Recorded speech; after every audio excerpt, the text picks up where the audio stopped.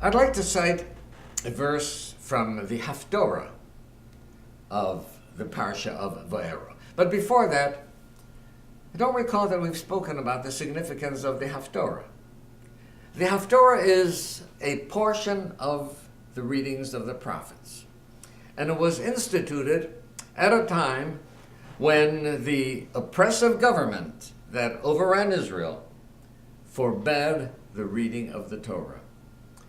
And in order that the Torah should not be forgotten, the sages then instituted the practice of reading from the prophets, which was not restricted, and something from the prophets that in some way or other was related to the content of the Parsha that they were not permitted to read.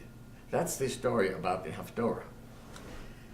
And we have preserved that ritual, even though it's no longer necessary, because we have to remember that part of our history.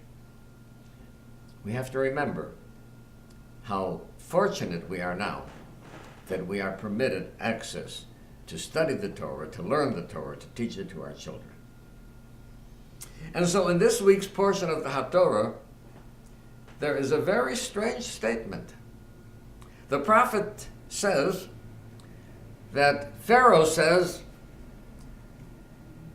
"The river Nile belongs to me, and I created myself."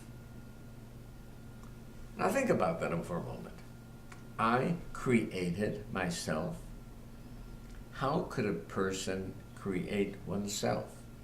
If one did not exist, one could not do anything. I mean, it's the height of absurdity to say, I created myself.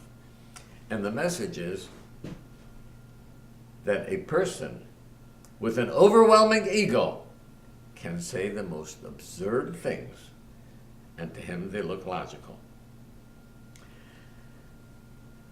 In the Musa writings and Hasidic writings, there's a great deal of emphasis on the virtue of modesty and humility.